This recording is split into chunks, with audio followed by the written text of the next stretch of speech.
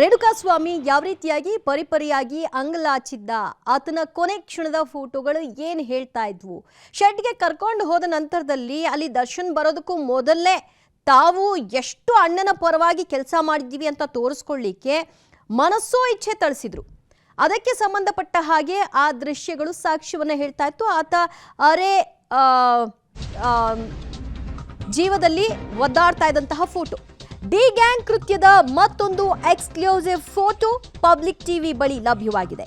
D gang ಕ್ರೌರ್ಯಕ್ಕೆ ಮತ್ತೊಂದು ಸಾಕ್ಷ್ಯ ಇದಾಗಿದೆ. ದರ್ಶನ್ ಪಡೆಯ ಕ್ರೂರತೆಗೆ ರೇಣುಕಾಸ್ವಾಮಿ ಹೇಗೆ ನಲುಗಿ ಹೋಗಿದ್ದ ಅನ್ನೋದನ್ನ ಇದು ವಿವರಿಸುತ್ತೆ. ಡಿ ಗ್ಯಾಂಗ್ ರಕ್ಕಸತನಕ್ಕೆ ಸಣಕಲು ದೇಹದ ರೇಣುಕಾಸ್ವಾಮಿ ನರಳಾಟ ಅಷ್ಟಿಷ್ಟಲ್ಲ. ರೇಣುಕಾಸ್ವಾಮಿ ಮೃಗೀಯವಾಗಿ ಎರಗಿದ್ದ ಮರ್ಡರ್ ಗ್ಯಾಂಗ್.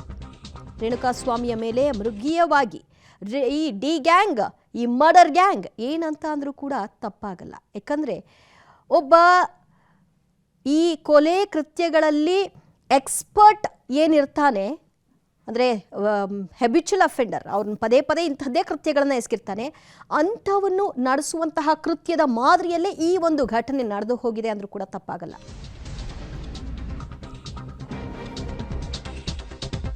ಡಿ ಗ್ಯಾಂಗ್ನ ಹಲ್ಲೆಗೆ ರೇಣುಕಾಸ್ವಾಮಿ ತಲೆ ಓಪನ್ ಆಗಿರುವಂತಹ ಫೋಟೋ ಕೂಡ ಪಬ್ಲಿಕ್ ಟಿವಿಗೆ ಲಭ್ಯವಾಗಿದೆ. ರೇಣುಕಾಸ್ವಾಮಿ ತಲೆಯಿಂದ ರಕ್ತಸ್ರಾವವಾಗ್ತಾ ಇದ್ದಂತಹ ದೃಶ್ಯ ಅದು. ಸುರಿತಾ ಇರುವಂತಹ ರಕ್ತಕ್ಕೆ ಅರಿಶಿನ ಪುಡಿ ಹಾಕಿದ್ದಾರೆ ಗ್ಯಾಂಗ್. ಪ್ರಥಮ ಚಿಕಿತ್ಸೆಯನ್ನ ಕೊಟ್ಟಿದ್ದಾರೆ. ಬೇಗ ಜೀವ ಹೋಗಬಾರ್ದು, ಇನ್ನೂ ಜೀವ ಉಳಿಬೇಕು, ನಾವು ಚಿತ್ರಹಿಂಸೆ ಕೊಟ್ಟು ಸಾಯಿಸಬೇಕು ಅನ್ನೋ ಕಾರಣಕ್ಕೋ ಏನೋ ಗೊತ್ತಿಲ್ಲ, ಅರಿಶಿನ ಪುಡಿ ಹಾಕಿ ಅವರು ಒಂದು ಪ್ರಥಮ ಚಿಕಿತ್ಸೆಯನ್ನ ಕೊಟ್ಟಿದ್ರಲ್ಲಿ.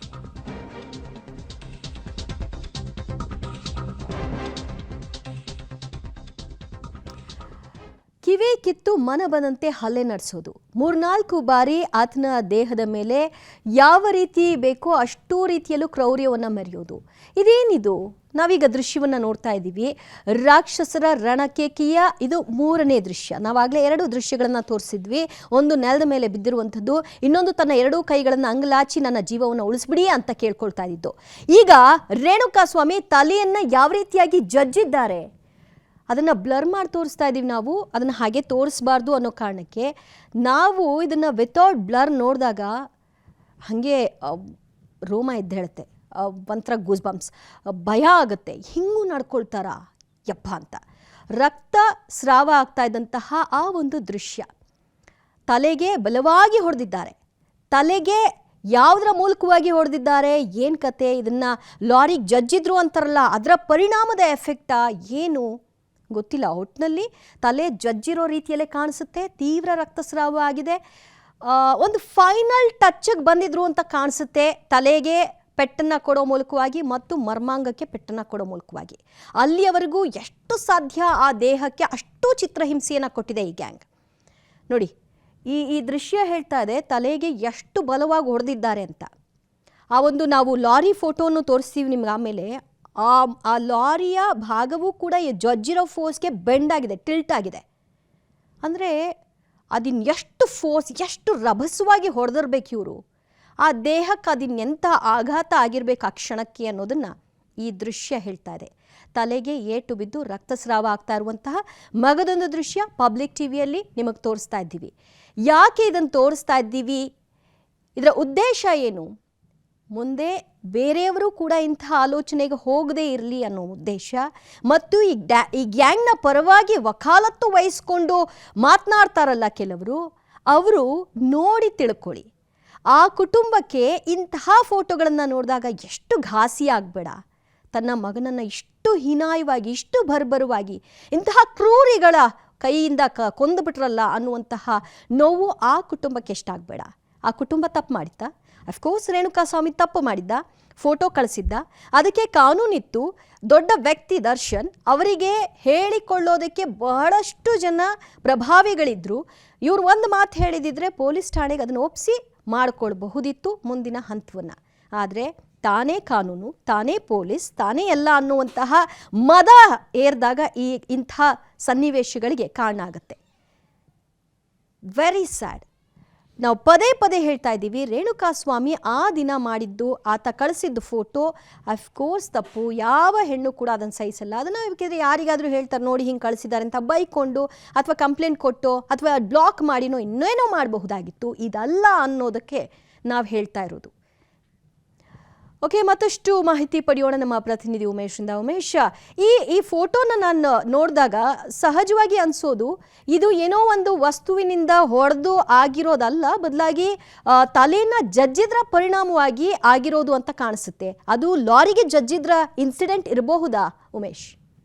ಆ ದಿವ್ಯಜ್ಯೋತಿ ಪೊಲೀಸರ ತನಿಖೆಯಲ್ಲೇ ಗೊತ್ತಾಗಿತ್ತು. ಅಂದರೆ ಸುಮ್ಮನಹಳ್ಳಿಯ ಜಂಕ್ಷನ್ ವೇಳೆ ರೇಣುಕಾಸ್ವಾಮಿಯ ಮೃತದೇಹ ಏನು ಪತ್ತೆಯಾಗಿತ್ತು. ಆ ಸಂದರ್ಭದಲ್ಲಿ ಪೊಲೀಸ್ ಅಧಿಕಾರಿಗಳು ಬೇರೆ ಬೇರೆ ಆ್ಯಂಗಲಲ್ಲಿ ಆ ಕ್ಲೋಸ್ ಅಪ್ ಶಾಟ್ಗಳನ್ನ ಫೋಟೋ ತೆಗೆದಿದ್ರು.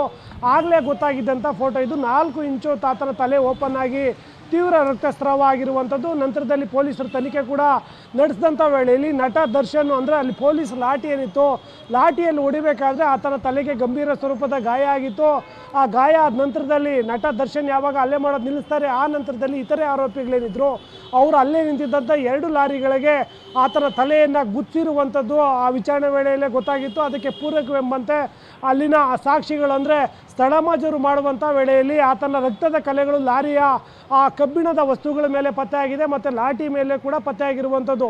ಅದಕ್ಕೆ ಅಧಿಕೃತವಾಗಿ ಪೊಲೀಸ್ ಇಲಾಖೆಯಿಂದ ಈಗ ಮಾಹಿತಿ ಕೂಡ ಲಭ್ಯವಾಗಿದೆ. ಅದು ಲಾರಿಗೆ ತಲೆ ಡಿಕ್ಕಿ ಓಡಿಸಿದ ಪರಿಣಾಮವಾಗಿ ಅವತ್ತು 4 ಇಂಚು ತಲೆ ಓಪನ್ ಆಗಿ ತೀವ್ರ ರಕ್ತಸ್ರಾವ ಆಗಿರೋದು ಅನ್ನೋದ್ರ ಬಗ್ಗೆ ಈಗ ಮಾಹಿತಿ ಸಿಕ್ಕಿದೆ. ಮತ್ತು ಪೋಸ್ಟ್ ಮಾರ್ಟಮ್ ರಿಪೋರ್ಟ್ ವೇಳೆಯಲ್ಲೂ ಕೂಡ ಆ ತಲೆಯಲ್ಲಿ ತೀವ್ರ ರಕ್ತಸ್ರಾವ ಆದ ಹಿನ್ನೆಲೆಯಲ್ಲಿ ಆತ ಸಾವನ್ನಪ್ಪಿದ್ದು ಅನ್ನೋ ಮಾಹಿತಿ ಕೂಡ ಲಭ್ಯ ಆಗಿತ್ತು. ಹಾಗಾಗಿ ಅದಕ್ಕೆ ಸಾಕ್ಷಿ ಎಂಬಂತೆ ಇವತ್ತು ಈ ಫೋಟೋ ಕೂಡ ಸಿಕ್ಕಿರುವಂಥದ್ದು. ಈ ಫೋಟೋದಲ್ಲಿ ಆ ರೇಣುಕಾಸ್ವಾಮಿಯನ್ನು ಎಷ್ಟು ಕ್ರೌರ್ಯವಾಗಿ ಹಲ್ಲೆ ಮಾಡಿದ್ರು, ಆತನನ್ನು ಎಷ್ಟು ಚಿತ್ರಹಿಂಸೆ ಕೊಟ್ಟು ಸಾಯಿಸಿದ್ರು ಅನ್ನೋದು ಇದು ಫೋಟೋ ಮುಖಾಂತರ ಗೊತ್ತಾಗುತ್ತೆ.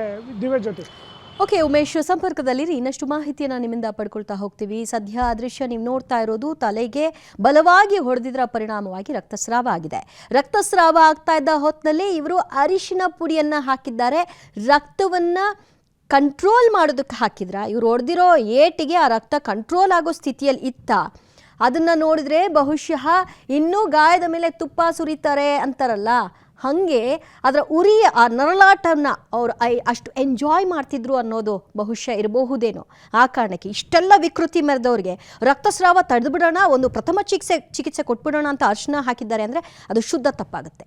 ಬಹುಶಃ ಆ ಒಂದು ಒದ್ದಾಟ ಚೀರಾಟ ಅದನ್ನು ಎಂಜಾಯ್ ಮಾಡೋದಕ್ಕೆ ಬಹುಶಃ ಮಾಡಿದ್ರು ಅಂದರೂ ಕೂಡ ತಪ್ಪಾಗಲ್ಲ.